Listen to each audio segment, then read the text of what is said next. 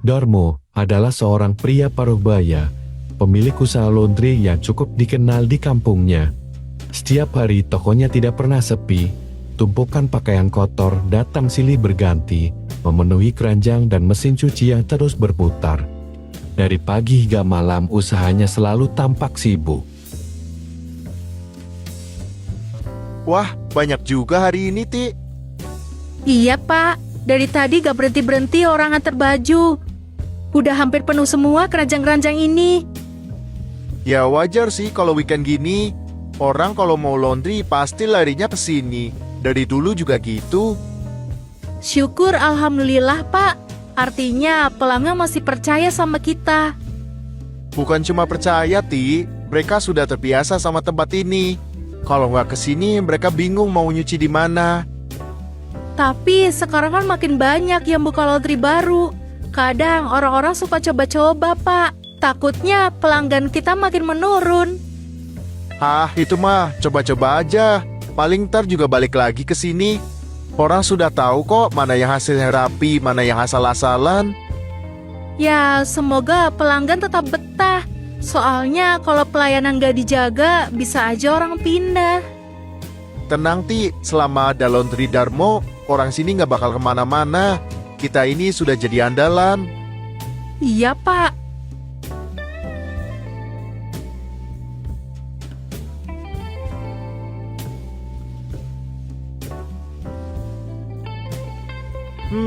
Pendapatan bulan ini naik lagi.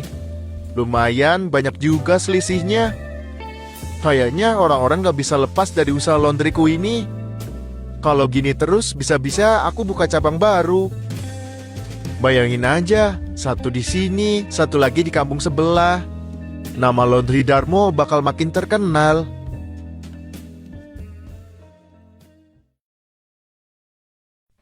Loh, ini apa? Wah, uang 300.000.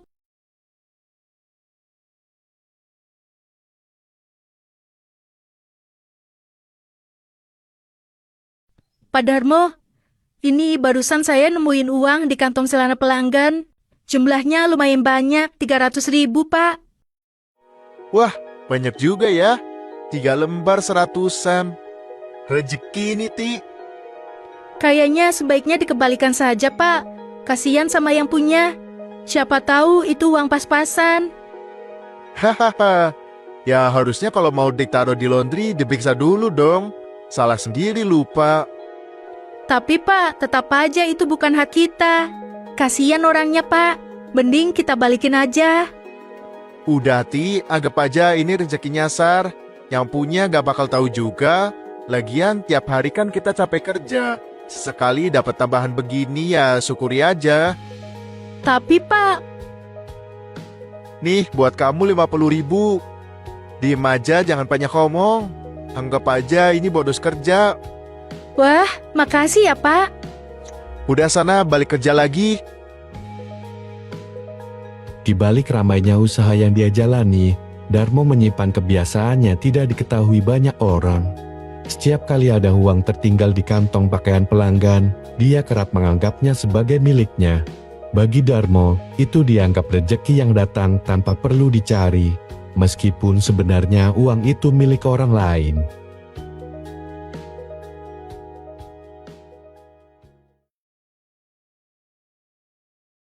Assalamualaikum, Pak. Maaf mengganggu. Saya mau nanya soal laundryan saya kemarin. Waalaikumsalam. Iya, Mas, ada apa? Cuciannya ada yang kurang. Bukan, Pak. Kemarin kan saya laundry di sini. Nah, di kantong celana saya itu sepertinya ada uang 300.000. Apa mungkin ada yang nemuin? Soal itu beberapa hari ini gak ada karyawan saya nemuin uang, Mas. Jangankan 300.000, di sini 500 rupiah aja pasti kita balikin kok. Udah, pokoknya Mas tenang aja. Karyawan saya ini semuanya jujur.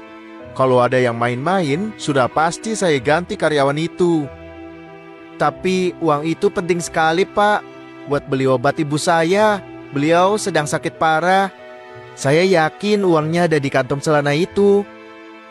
Saya ngerti, Mas, tapi aturan di laundry kan memang barang pribadi atau uang sebaiknya dikosongin dulu. Kita nggak bisa jamin kalau ada yang ketinggalan, atau barangkali uang mas jatuh di jalan. Iya, mungkin salah saya yang lupa. Tapi kalau ada yang nemuin, tolong kasih tahu ke saya ya, Pak. Pasti mas, uang 300.000 itu bukan uangnya sedikit loh. Kalau memang ada yang nemuin, langsung saya kabari masnya.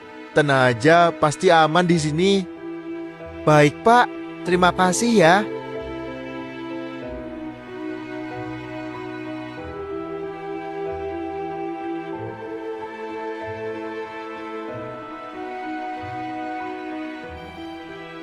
Pak, itu kayaknya ada laundryan baru di sana. Iya Yul, aku barusan lihat, baru pasang papan rupanya. Tadi saya lihat ada anak muda bagi-bagi brosur, Pak. Katanya ada promo cuci kiloan setengah harga. Haha, ya biasalah itu. Namanya juga orang baru buka, harus cari perhatian dulu. Kalau nggak pakai promo, siapa yang mau mampir? Tapi kalau promosinya lumayan, bisa aja orang coba pindah ke sana. Apalagi kalau hasilnya bagus. Jangan khawatir Yul, orang-orang sini udah terbiasa sama tempat kita. Mereka tahu hasil cucian kita itu rapi, wangi, dan cepet. Mana mungkin gampang berpaling cuma gara-gara diskon. Iya sih, Pak. Tapi tetap aja khawatir. Soalnya letaknya juga deket banget sama sini. Justru itu, mereka yang salah pilih lokasi. Makin deket sama kita, makin kelihatan siapa yang punya kualitas. Ingat ya Yul, orang sini sudah hafal. Kalau ada cucian ya ke Darmo. Udah jadi kebiasaan. Ya, semoga aja benar gitu, Pak. Tenang aja, selama nama laundry Darmo masih ada, nggak ada yang bisa goyangkan. Mereka cuma numpang lewat.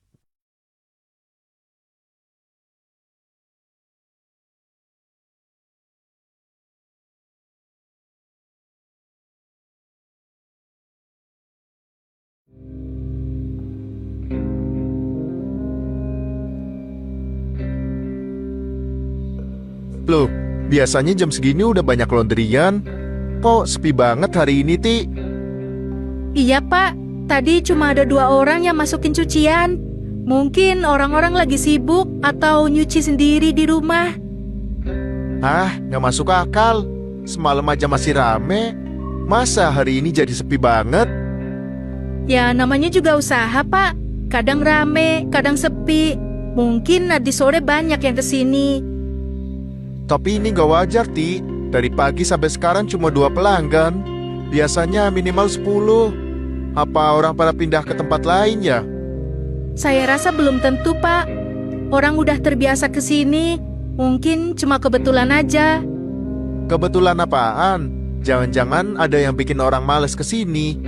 Aduh, kalau begini terus bisa rugi aku. Ya kita tunggu dulu Pak. Bisa jadi nanti sore atau besok rame lagi. Ya. Tapi aku nggak tenang, Ti. Biasanya nggak pernah sepi kayak gini.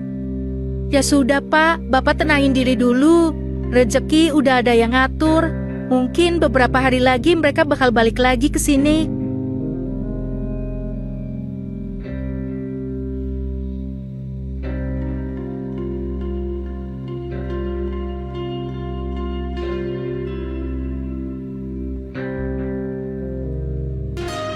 Biasanya tiap sore gini pasti ada aja yang bawa karung cucian.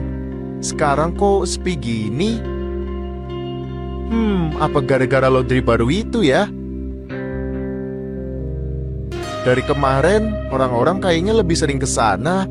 Apa istimewanya sih? Paling cuma promo doang.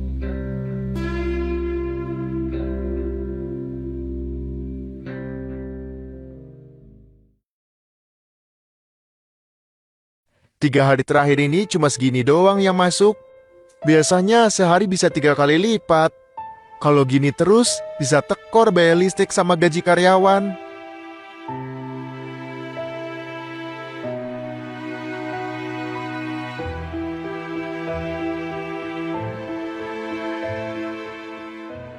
Gak bisa dibiarin nih.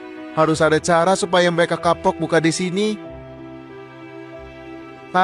Aku ada ide.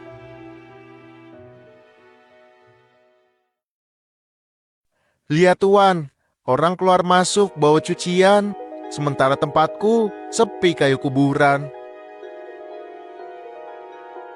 Ya namanya juga tempat usaha baru mas. Wajar aja lah orang penasaran. Lagian tempat sana kayaknya kelihatan lebih kinclong. Kinclong apaan? Di laundry Damo udah paling kinclong. Kalau gini terus, bisa-bisa aku bangkrut, Wan. Kayaknya kita harus bertindak deh. Maksudnya bertindak gimana mas? Gini aja, kamu pura-pura jadi anak kampung sini. Bilang sama mereka kalau buka usaha di sini harus bayar uang keamanan. Biar kapok mereka buka usaha di sini. Hah? Jadi preman? Mas, aku bukan orang kayak gituan, mana bisa. Hah, gampang itu. Tinggal garang dikit, suruh keluarin duit. Gak usah banyak, yang penting mereka merasa ditekan.